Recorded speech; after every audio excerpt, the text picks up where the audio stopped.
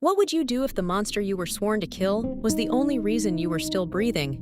Marcus stood in the hollowed-out nave of the St. Jude Cathedral, the air thick with the scent of damp stone, incense, and the copper tang of fresh blood.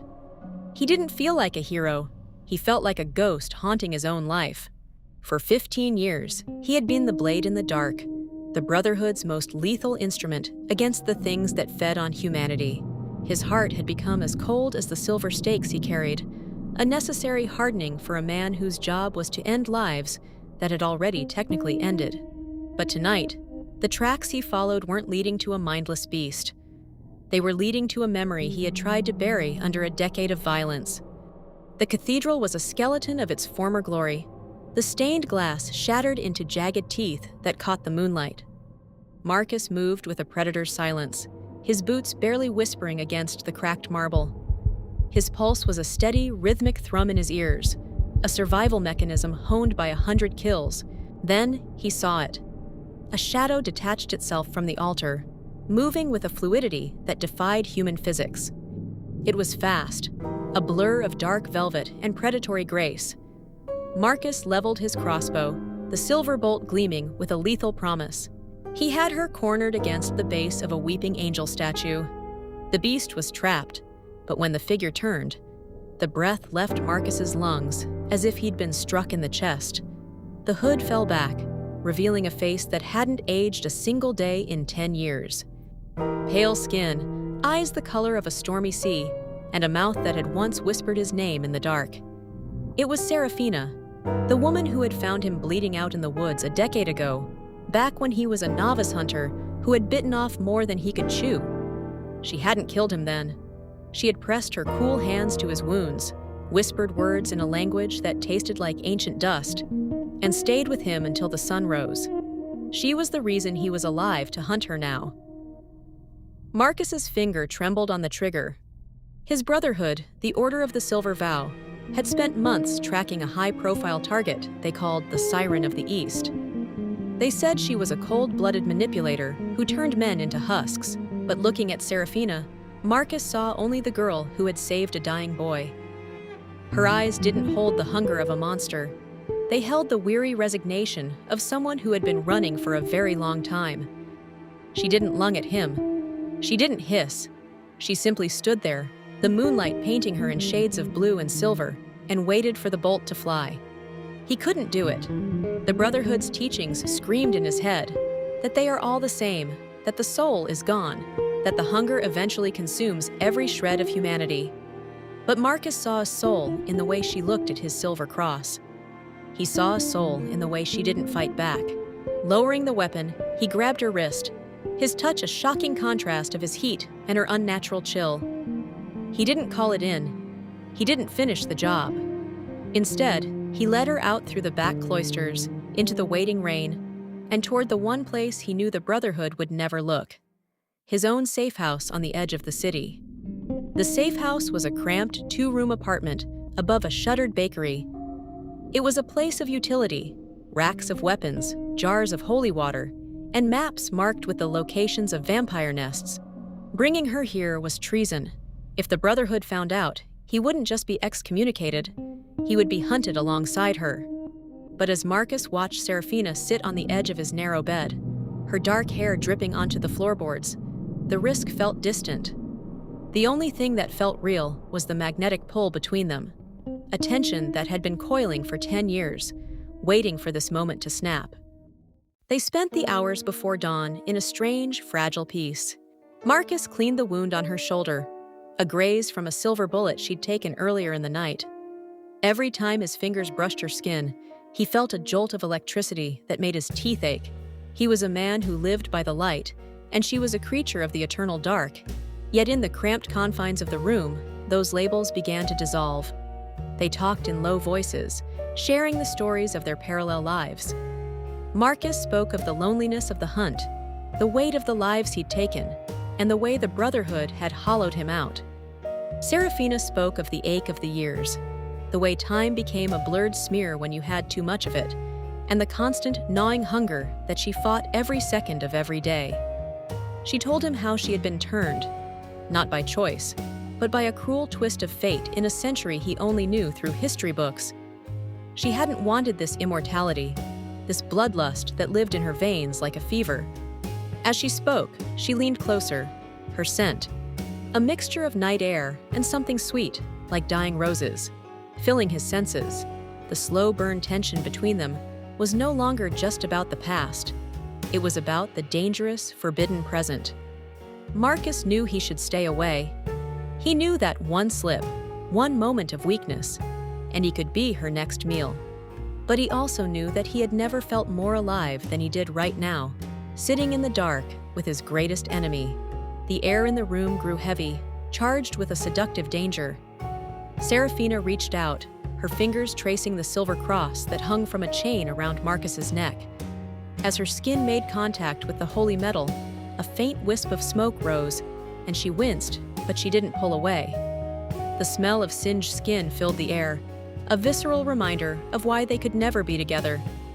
Yet, she leaned in, her eyes fixed on his. She told him she could taste his heartbeat, that it sounded like a drum in the silence. Marcus felt his resolve crumbling. He was a hunter, and he was being seduced not by a monster's glamour, but by the raw, aching humanity of a woman who was just as lonely as he was. They shared a kiss that tasted of iron and desperation. It was a collision of two worlds that should never have met. Marcus felt her fangs graze his lower lip, a sharp prick of pain that sent a rush of heat through his body. He didn't pull back. He wanted the danger. He wanted the sin. For a few hours, the safe house was a sanctuary, a bubble outside of time where a hunter could love a vampire and the world wouldn't end. But the sun always rises, and secrets in their world have a way of bleeding through the floorboards.